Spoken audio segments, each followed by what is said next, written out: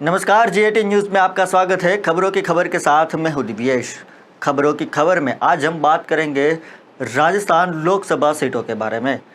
राजस्थान में लू के थपेड़े पड़ते हैं तो रेतीले दौरे झरने की तरफ बहने लगते हैं। अभी न तेज गर्मी शुरू हुई है और न लू बह रही है, लेकिन 10 साल में पहली बार ऐसा है कि लोकसभा चुनाव में गर्मी सिर चढ़कर बोल रही है। 25 में से 7 सीटों पर गर्म हवा बह रही है। 5 सीटों पर तो मुकाबला कांटे की टक्कर का हो गया है। शेखावाटी को सीकर, चूरू और झुंझुनू सीट पर मुकाबला आमने सामने का है, तो बाड़मेर जैसलमेर में निर्दलीय रविंद्र सिंह भाटी ने इस सीट और इलाके दोनों को हॉट बना दिया है। जोधपुर और दौसा में एक ही जाति के प्रत्याशी होने के बावजूद मुकाबला काफी पेचीदा हो गया है। मतदाता खुलकर नहीं बोल रहे। वहीं राजस्थान की 18 से 20 सीटों पर मतदाता को न प्रत्याशी से मतलब है, न किसी और से। यहाँ सिर्फ मोदी, राम मंदिर और भाजपा की बात होती है। राजस्थान में सभी 25 सीटों पर कहाँ क्या हालात है, ये समझने से पहले ग्राउंड पर आंखों देखी स्थिति बता दे। सबसे पहले सबसे चर्चित बाड़मेर जैसलमेर लोकसभा सीट पर निर्दलीय विधायक रविंद्र सिंह भाटी के मैदान में होने से ये सीट काफ़ी हॉट बन चुकी है। प्रधानमंत्री सहित भाजपा के कई बड़े नेताओं का यहाँ फोकस है। फिर पहले समझते हैं फेज 2 की 13 सीटों का गणित। रोचक चुनाव प्रचार का नया अंदाज यहाँ दिख रहा है। जालोर के आहोर चौराहे पर दिल्ली से नुक्कड़ नाटक करने वाले युवकों का एक ग्रुप मतदान जागरूकता के साथ कांग्रेस प्रत्याशी वैभव गहलोत का प्रचार कर रहा था। ग्रुप ने पहले तो ढोल नगाड़े बजाकर मतदान करने की अपील की। जैसे ही भीड़ बढ़ी, ग्रुप ने नुक्कड़ नाटक शुरू कर दिया। अब ग्रुप के 2 युवकों ने पहले शराब, पैसों के लालच में वोट नहीं करने की अपील की, फिर पिछली गहलोत सरकार की योजनाओं के फायदे बताते हुए वैभव को वोट देने की अपील की। तभी नाटक देखने वालों में से कुछ लोगों ने सवाल शुरू कर दिए। तीखे सवाल सुनकर युवकों ने नाटक रोक दिया और वहां से निकल गए। दूसरा, जालोर सिरोही में माली समाज भी काफ़ी बड़ा है। समाज के यहाँ 1 लाख से 1.25 लाख के बीच मतदाता है, जो परंपरागत भाजपा के हैं। पिछला चुनाव कांग्रेस यहाँ पर 2,61,000 वोटों से हारी थी। इस बार ये तय है कि वोट तो बटेंगे, लेकिन कितने। सांचौर को जिला बनाने का फायदा भले सुखराम बिश्नोई को नहीं मिला, लेकिन कांग्रेस को ज़रूर मिल रहा है। बाड़मेर जैसलमेर मतदाता साइलेंट मुकाबला, त्रिकोणीय मुकाबला भाजपा और कांग्रेस के बीच नहीं, बल्कि निर्दलीय और कांग्रेस बीच के है।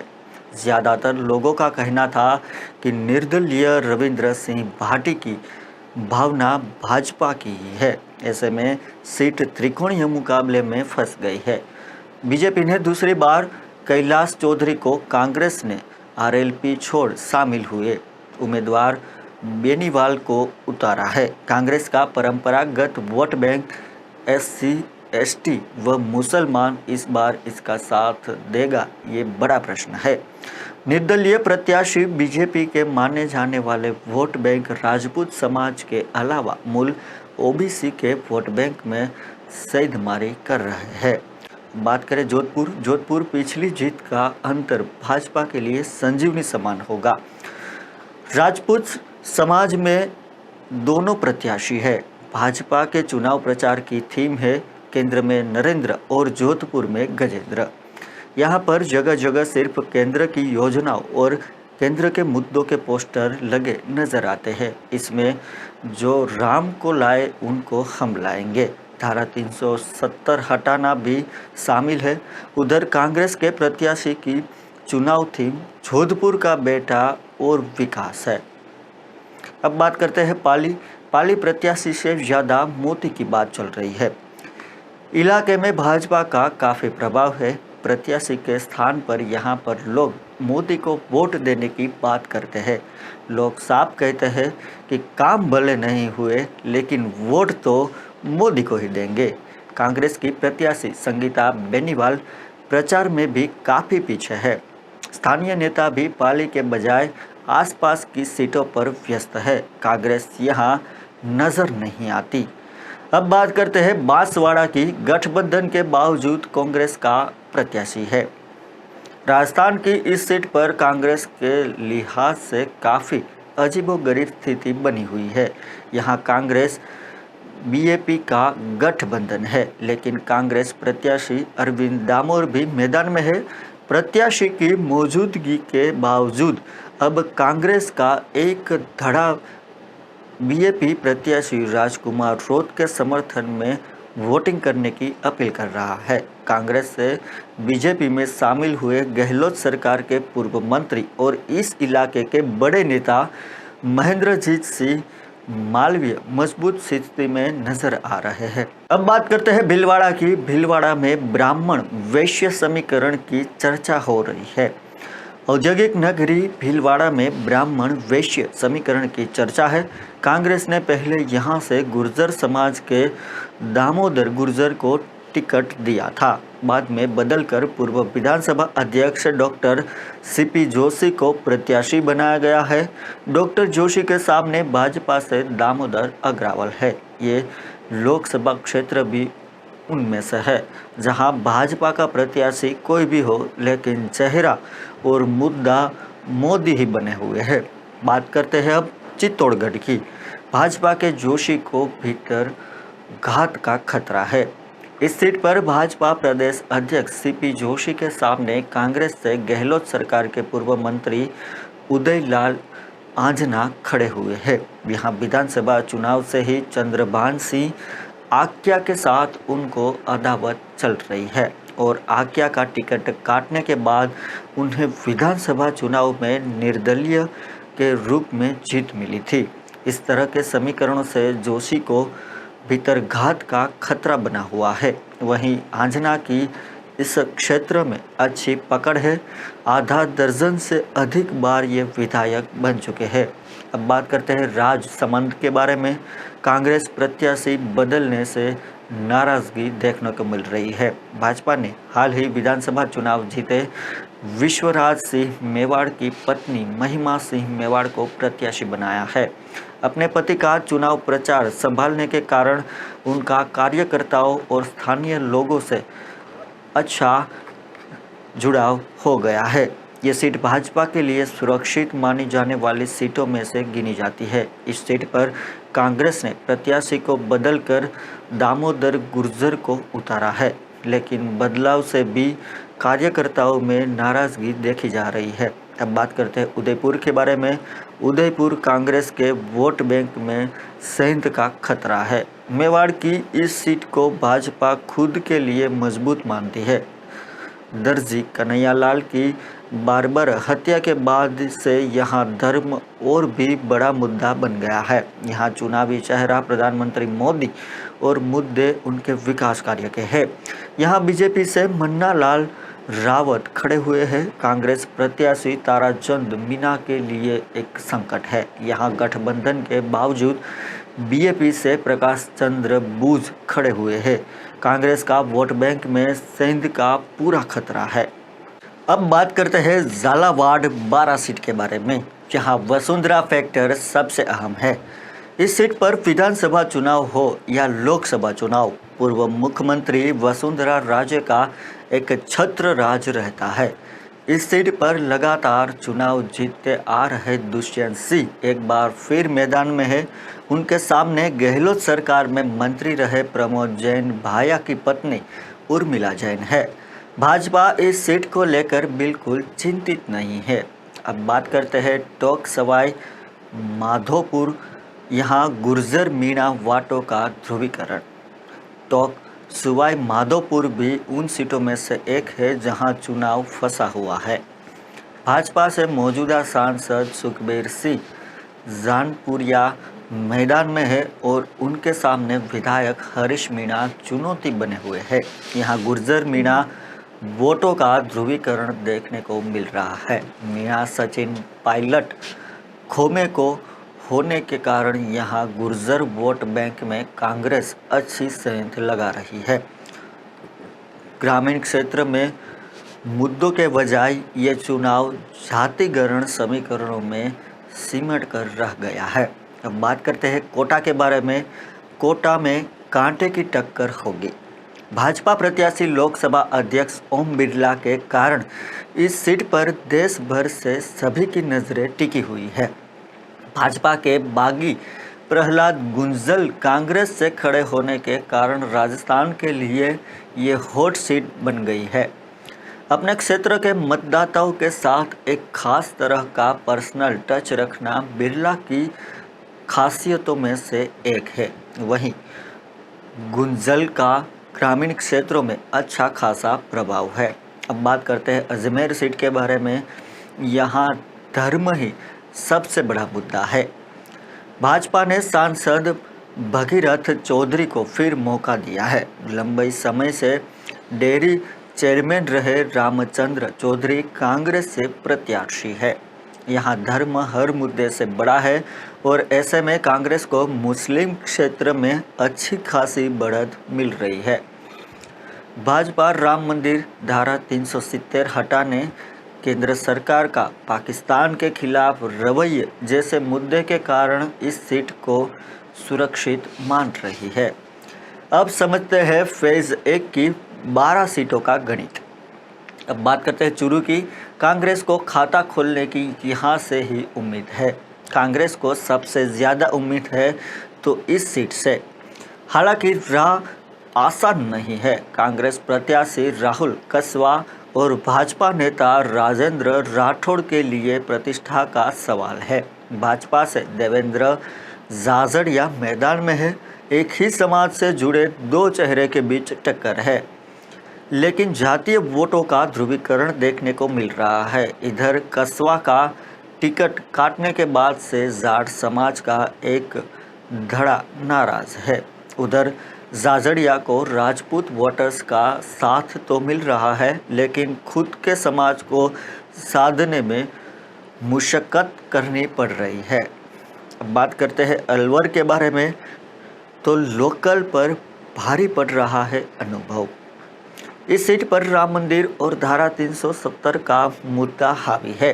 कांग्रेस के ललित यादव राठ क्षेत्र से आते हैं तो मुंडावर, बहरोड़ और बानसूर में उनकी पकड़ है। भाजपा से केंद्रीय मंत्री भूपेंद्र यादव के लिए यह प्लेस पॉइंट है कि शहरी क्षेत्र में बीजेपी मजबूत स्थिति में है।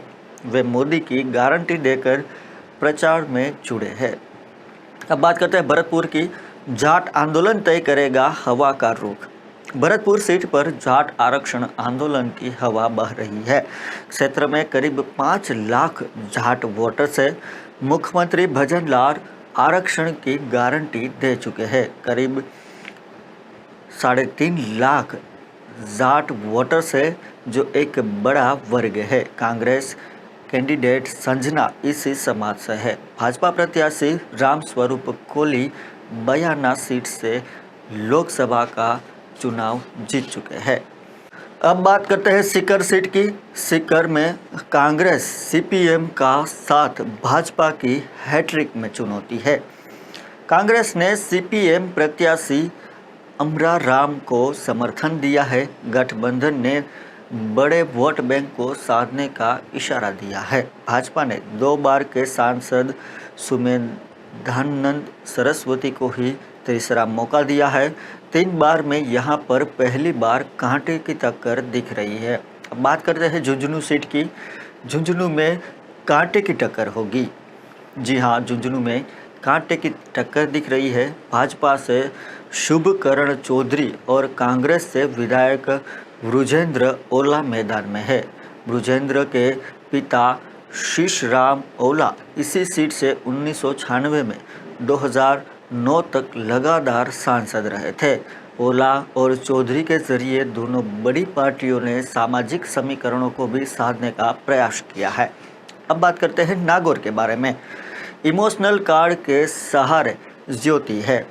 नागौर सीट पर कांग्रेस गठबंधन के कारण एक बड़ा वोट बैंक भाजपा के लिए टेंशन बन गया है। नागौर सीट पर भाजपा प्रत्याशी ज्योति मिर्धा के साथ बार बार चुनाव हारने के कारण एक सहानुभूति की लहर दिख रही है। मिर्धा के सामने आरएलपी सुप्रीमो हनुमान बेनीवाल है। अब बात करते हैं जयपुर शहर सीट के बारे में। जयपुर शहर में राम मंदिर और हिंदू वोटों की लामबंदी दिख रही है। जयपुर शहर की सीट पर बीजेपी ने दिग्गज नेता रहे भंवर लाल शर्मा की बेटी मंजू शर्मा को प्रत्याशी बनाया है। समीकरणों के हिसाब से यहां बीजेपी को मजबूत माना जा रहा है।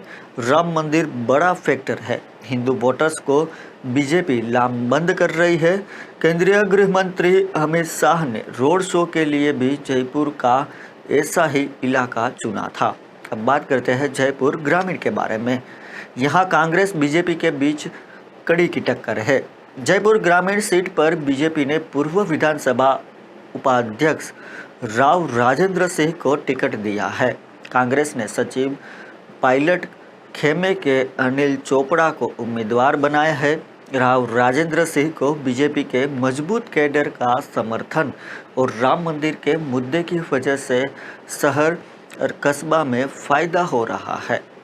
अब बात करते हैं दौसा के बारे में। यहाँ जाति तय करेगी सीट। दौसा सीट पर कांग्रेस ने दौसा से विधायक मुरारी लाल मीणा को टिकट दिया है।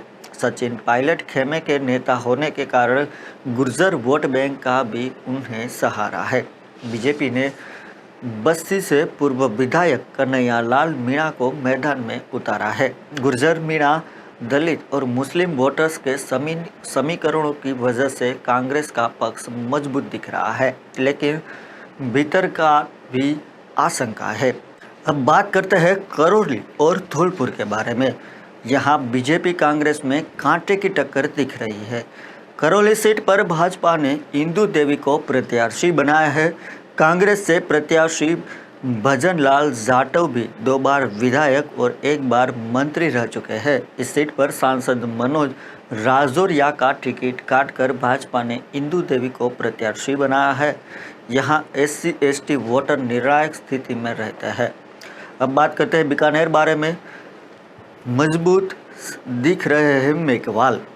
बीकानेर में इस बार भी बीजेपी ने मौजूदा कानून मंत्री और मोदी के नज़दीकी माने जाने वाले अर्जुन राम मेघवाल को ही अपना प्रत्याशी बनाया है। कांग्रेस ने उनके सामने पिछली गहलोत सरकार में मंत्री रहे गोविंद राम मेघवाल को उतारा है। वर्तमान में यहां बीजेपी मजबूत दिख रही है। कांग्रेस अपने परंपरागत वोट बैंक के सहारे है। अब बात करते हैं श्री गंगानगर हनुमानगढ़ चुनाव के बारे में। श्री गंगानगर हनुमानगढ़ में चुनाव जनरल वर्सेस रिजर्व सीट पर मोड़ने की कोशिश कर रहा है। श्री गंगानगर हनुमानगढ़ सीट पर बीजेपी ने अपना प्रत्याशी बदलकर चौंकाया है। प्रियंका बैलान प्रत्याशी है। कांग्रेस ने कुलदीप इंदौरा को प्रत्याशी बनाया है। यहाँ चुनाव general category versus reserve seat हो गया है। यहाँ टक्कर तो नहीं है, लेकिन जीत हार का नंबर कम रहेगा। अब आपको बताते हैं लोकसभा चुनाव में भाजपा के क्या क्या मुद्दे हैं। 17 साल से अधिक उम्र के बुजुर्गों को फ्री इलाज देना, मुद्रा लोन 10 की जगह 20 लाख तक करने की और गरीबों को घर देने का वादा किया गया है। साल 2047 में भारत को विकसित राष्ट्र बनाने और तीसरे टर्म में भारत को विश्व में तीसरे नंबर की इकोनॉमिक बनाने का सपना दिखाया है। भ्रष्टाचार के खिलाफ एजेंसियों को खुली छूट देने का मुद्दा भी उठ रहा है। राम मंदिर, धारा 370 हटाना, हिंदुत्व, सेफ बॉर्डर की भी बात हुई है। अब जानते हैं लोकसभा चुनाव में कांग्रेस के मुद्दे। तो कांग्रेस ने जाति आधारित जनगणना आरक्षण की सीमा 50% से अधिक करने की बात की है। किसानों को न्यूनतम समर्थन मूल्य की कानूनी गारंटी दी है और चुनावी बॉन्ड राफेल एवं पेगासस आदि मामलों की जांच कराने का आश्वासन दिया है। 30 लाख सरकारी नौकरियां देने और युवाओं को 1 साल के लिए प्रशिक्षुता कार्यक्रम के तहत 1 लाख रुपए देने का वादा किया है। तो आज खबरों की खबर में बस इतना ही। आगे खबरें और अपडेट्स देखने के लिए जुड़े रहिए हमारे साथ और देखते रहिए G18 न्यूज़, सत्य के लिए सत्य के साथ।